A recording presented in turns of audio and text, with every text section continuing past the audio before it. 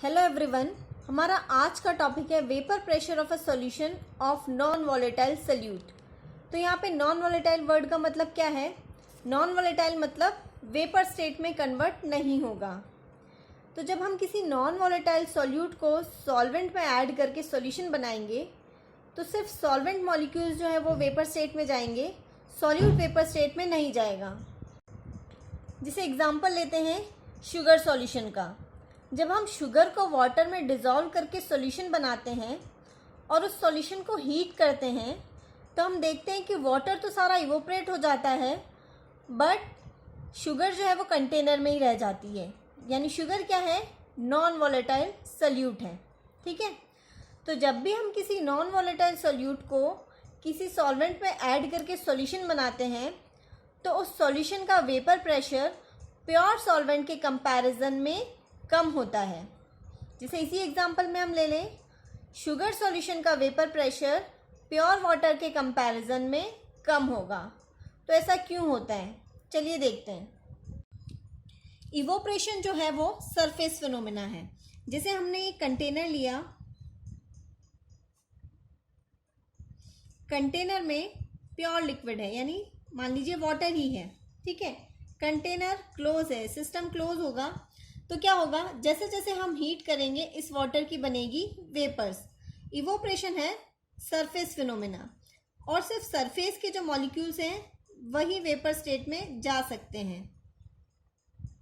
तो अभी सरफेस पे सिर्फ वाटर के मॉलिक्यूल्स हैं तो सारे ही सरफेस मॉलिक्यूल्स जो है वो वेपर स्टेट में जा सकते हैं। अब मान लीजिए हमने सॉल्यूशन बना दिया, हमने वाटर में ऐड कर दिया कोई नॉन वॉलेटाइल सॉल्यूट। तो नॉन वॉलेटाइल सॉल्यूट ऐड करने पे वाटर मॉलिक्यूल्स के साथ साथ में सरफेस पे सॉल्यूट के मॉलिक्यूल्स भी होंगे। ये सिस्टम क्लोज बना दिया हमने। अब यहाँ पे सरफेस पे बीच बीच में सॉल्यूट के मॉलिक्यूल्स भी होंगे। सॉल्यूट क्योंकि नॉन वॉलेटाइल है वो वेपर स्टेट में कन्वर्ट नहीं होगा, सिर्फ सॉल्वेंट के मॉलिक्यूल्स जो है वो वेपर स्टेट में कन्वर्ट हो सकते हैं। और इवोपरेशन जो है वो एक सरफेस फिनोमेना है। तो अब जो वेपर्स बनेंगी वो कम बनेगी। क्यों? क्योंकि सरफेस पे मॉलिक्यूल्स कम है and at the time of evaporation only the surface molecules get evaporated.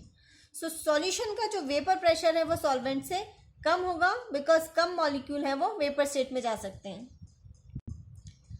So vapour pressure of a solution of non volatile solute in a volatile solvent is less than vapour pressure of pure solvent.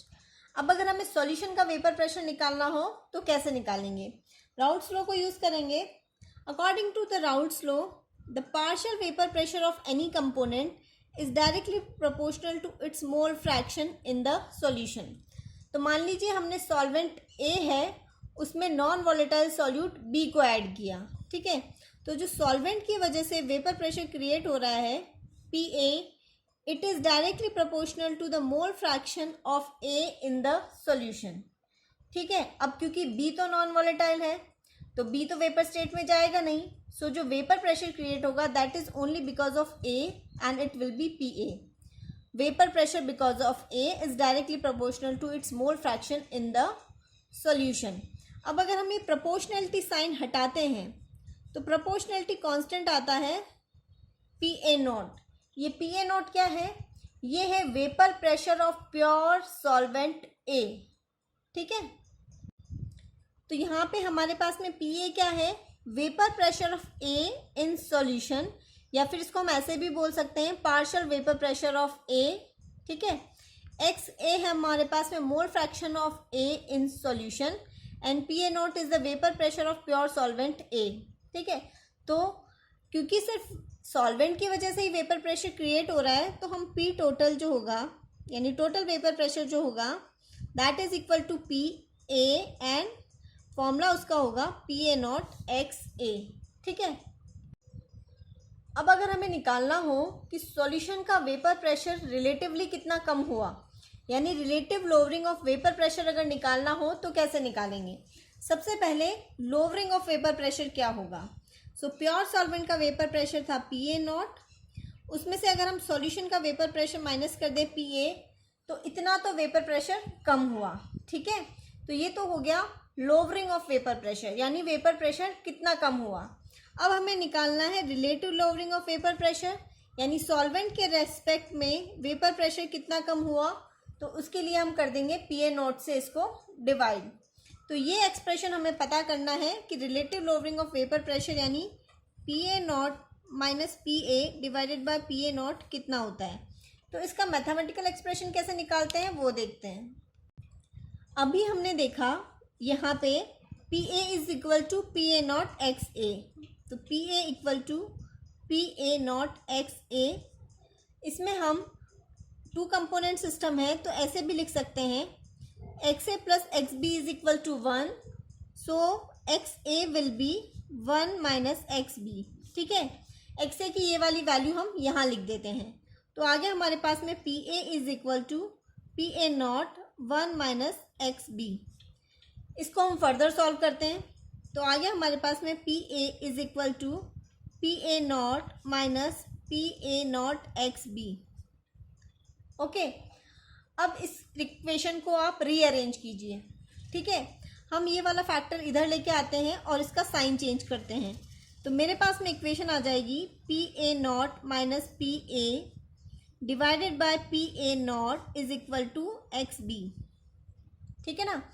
ये वाला factor इधर लेके आए, minus का sign है उसको change करके plus किया, तो यहाँ पे हो जाएगा PA0 माइनस PA। फिर इस PA0 को इधर डिवाइड में लेके आएंगे तो आ जाएगा PA0 minus PA divided by PA0 is equal to XB। यानी कि relative lowering of vapour pressure equal होती है mole fraction of non volatile solute के, ठीक है। XB क्या था, mole fraction of non volatile solute. So relative lowering of vapour pressure जो है वो इक्वल होगी सोल्यूट का मोल फ्रैक्शन क्या है सॉल्यूशन में उसके। अब इससे रिलेटेड एक न्यूमेरिकल देखते हैं। क्वेश्चन है vapour pressure of 2% aqueous solution of non-volatile solute X is 750 torr at 373 Kelvin. Calculate molar mass of solute. Vapor pressure of pure water is 760 torr at 373 Kelvin.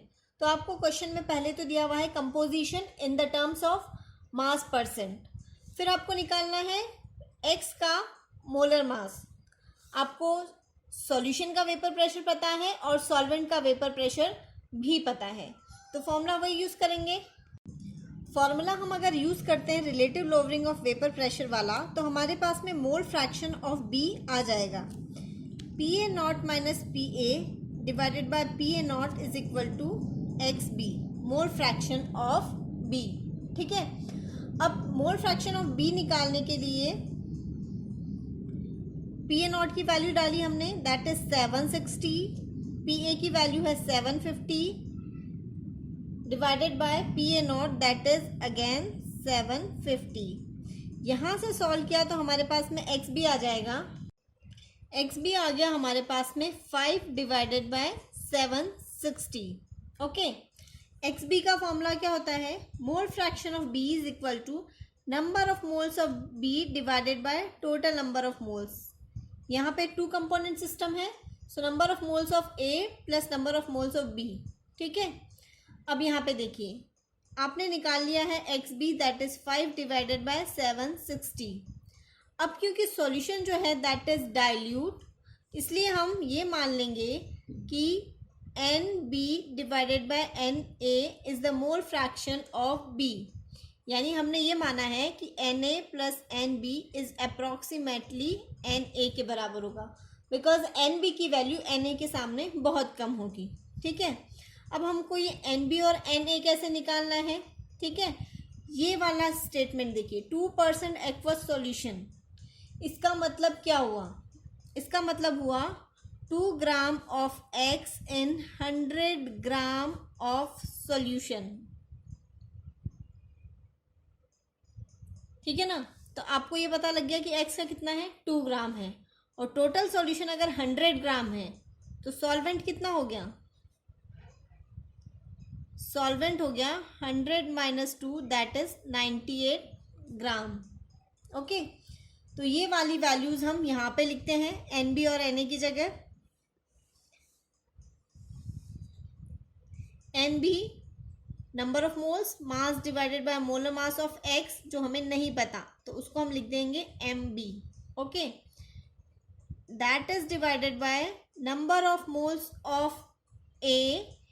Number of moles of A हो जाएगा mass divided by molar mass. So mass of water is 98 and it's molar mass is 18। Chemical formula से हमने H2O के chemical formula से निकाला, ठीक है। तो फाइनली हमारे पास में आ गया 5 divided by 760 is equal to 2 divided by MB divided by 98 divided by 18। तो इस इक्वेशन को आप रीअरेंज करके जब फाइनली सॉल्व करेंगे तो आपके पास में मोलर मास ऑफ X जिसको हमने MB माना था वो आ जाएगा 55.8 ग्राम पर मोल। मोलर मास की यूनिट होती है ग्राम पर मोल, ठीक है। तो वेपर प्रेशर से रिलेटेड जो न्यूमेरिकल्स हैं वो सिंपली इसी तरह से नॉर्मल यही वाला फॉर्मूला यूज़ करके सॉल्व हो जाते हैं। न्यूमेरिकल्स सॉल्व कीजिए तो आपको कंसेप्ट और अच्छे से क्लियर होगा। अगर आपको ये वीडियो अच्छा लगा तो इसे लाइक कीजिए, शेयर कीजिए और मेरे चैनल को सब्सक्राइब कीजिए। Thanks for watching.